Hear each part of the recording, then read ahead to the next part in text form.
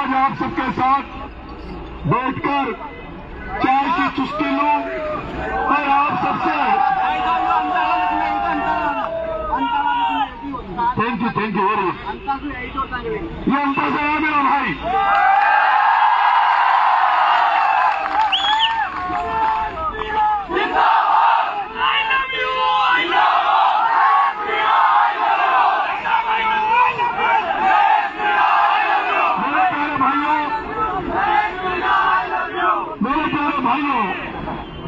पिछले 25 साल से जब 1999 में जयपुर आया था और 2002 में पहला चुनाव लड़ा, तब से आप लोग आपके सीनियर भाइयों, मेरे बड़े भाइयों ने और मेरे छोटे भाइयों ने लगातार मुझे प्यार देते रहे। जहां कहीं भी मुझे जरूरत रही वहां सब लोग आप मेरे साथ खड़े रहे और यही कारण था जनता चुनाव हारने के बाद मुझे जयपुर में आज मैंने कदम रखा तो मेरा मन था कि आप सभी युवा साथी, छात्र साथी, मेरे प्यारे भाइयों, आपके साथ चाय की चुस्की लूं और आपसे बातें करो। आपसे कोई कमी रह गई तो कमी के बाद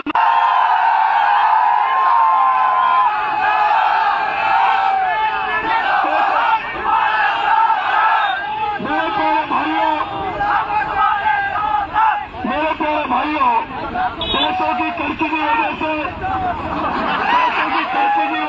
पैसों की कमी के कारण से हम चुनाव नहीं जीत पाए और आज कंजूसी में, कर्जी में तुमने कुर्सियां तोड़कर मेरा और नुकसान कर दिया। तो मुझे करना पड़ेगा।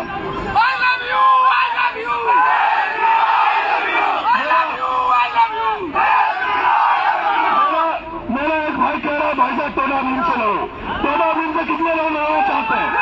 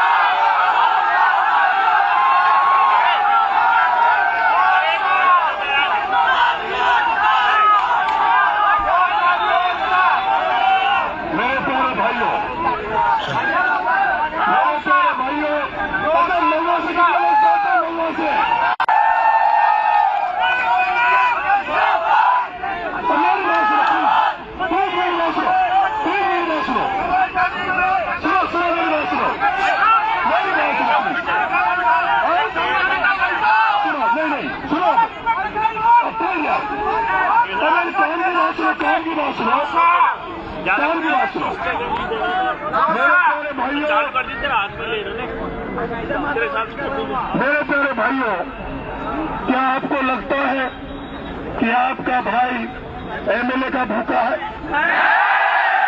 क्या आपको लगता है कि नरेश मीणा पद का भूखा है? आपका भाई एमएलए का भूखा नहीं है, एमपी का भूखा नहीं है। आपका भाई तो जनता के दिलों में जगह बनाना चाहता है। आपका भाई तो राजस्थान की राजनीति में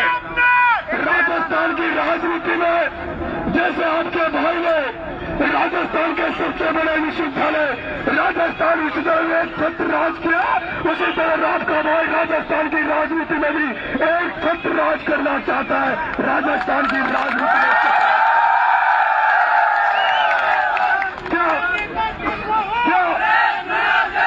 क्या मेरे भाइयों, मेरे भाइयों, जैसे राजस्थान विश्वविद्यालय की राजनीति में जिसको छात्र अध्यक्ष बनना होता था वो नरेश मीणा के दरवाजे पर आता था, तो राजस्थान का मुख्यमंत्री भी तुम्हारे बीच में से निकलेगा, तुम्हारे साथ में कर सकते क्या? जो राजस्थान जिस तेरे में नहीं हुआ वो भाई ने किया। और राजस्थान की राजनीति में अब तक जो नहीं हुआ वो तुम्हारा भाई करना चाहता है, उसके लिए तुम्हारा साथ चाहिए। क्या साथ दोगे? साथ दोगे? राजस्थान की राजनीति अब तक अनपढ़ गवार कर रहे थे। राजस्थान की राजनीति अब तक अनपढ़ गवार कर रहे थे। हम सारे लोग पढ़े लिखे लोग हैं, हम कॉलेजों से यूनिवर्सिटियों से निकले हुए छात्र हैं। अगर ये छात्र शक्ति, ये युवा शक्ति राजस्थान की राजनीति को बदलने के लिए आज से अगर सोचेगी तो मैं आपको भरोसा दे रहा हूँ, विश्वास दे रहा हूँ कि 2028 का चुनाव, क्योंकि आपने देखा होगा टीवी पर चर्चा चल रही है, बड़े बड़े राजनीतिज्ञ चर्चा कर रहे हैं कि अंतर का चुनाव साधारण चुनाव नहीं था, अंतर का चुनाव भी 2028 का चुनाव था, जहां अंतर के चुनाव में बीजेपी और कांग्रेस ने मिलकर एक आगे को हराया है। लेकिन मैं चैलेंज कर रहा हूं, तुम तैयार हो जाओ बीजेपी कांग्रेस वाला, हमारे वापस लौट कर और 2028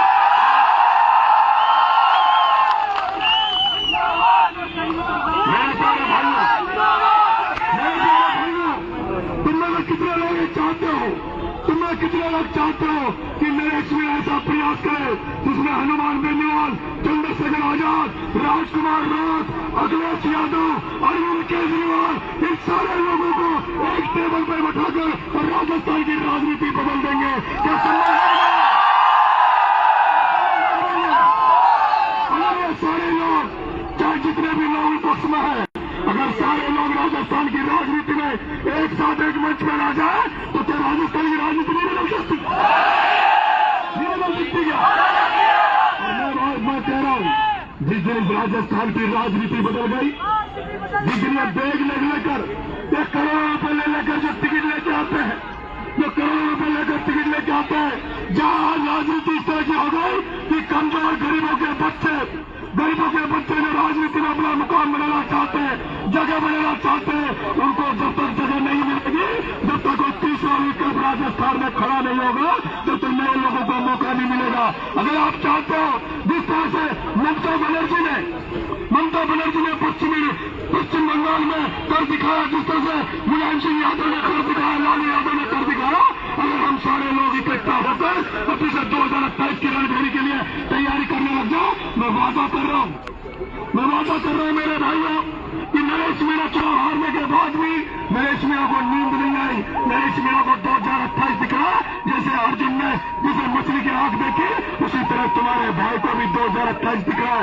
अगर तुमने साथ दे दिया और मैं कहना चाहता हूं मेरे भाइयों, कई लोग मुझे सलाह देते हैं कि आप फलाने जगह से बढ़ जाओ, उस जगह में चले जाओ।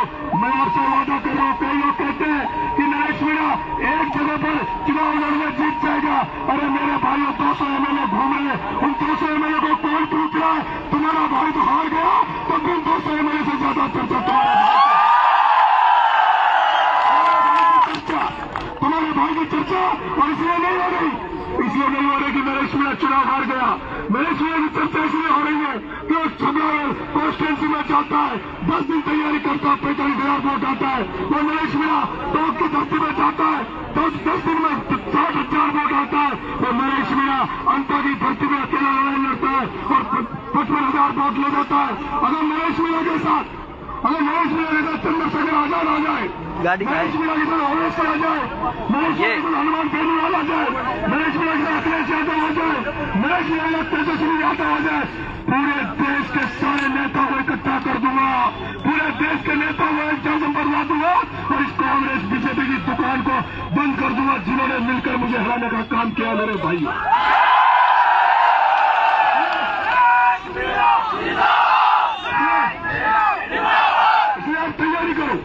तैयारी करो। पहले तो मैं जा रहा हूँ हारोती में जा रहा हूँ।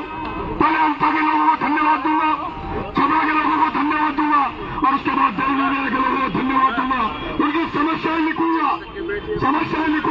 जो एमएलए बनकर नहीं कर पाया, बिना एमएलए बने इस राजस्थान की राजधानी इस राजनीति में ऐसा कर देगा तुम्हारा भाई, जो अभी तक हुआ नहीं होगा। लेकिन मेरे भाइयों, जो कईयों ने सपने देखे थे राजस्थान की राजनीति में, और लोग कहते हैं कि राजस्थान की राजनीति में थर्ड मोर्चा नहीं बन सकता। मैं अब तक कहना चाहता हूं, अब तक राजस्थान की राजनीति में जितने भी प्रयोग हुए वो अकेले अकेले प्रयोग हुए। पहले डॉक्टर साहब ने अकेला प्रयोग किया, हनुमान बेनीवाल ने अकेला प्रयोग किया, घनश्याम तिवारी ने अकेला प्रयोग किया, कई लोगों ने अकेले अकेले प्रयोग किया। लेकिन जिस दिन सारे लोग एक जाजम पे आ जाएंगे, छात्र शक्ति, युवा शक्ति, किसान लोग एक जाजम पे आ जाएंगे, मैं आपको भरोसा दे रहा हूं, हालातों को तो आजाद कराऊंगा ही कराऊंगा, लेकिन राजस्थान की राजनीति में भी बदलाव करके आपका भाई दिखाएगा, आपका भरोसा दे।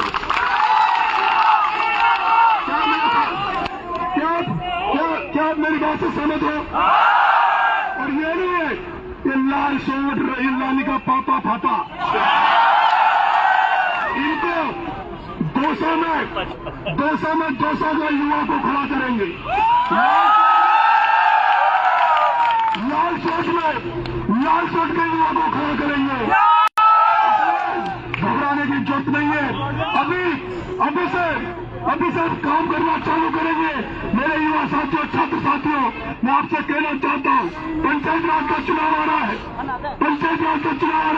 मेरे भाई अपने अपने चुनाव में ध्यान रखना, इन बड़े नेताओं के साथ जो घूम रहे हैं, इनको हराना और नए लड़के खड़े करने, नए लड़कों को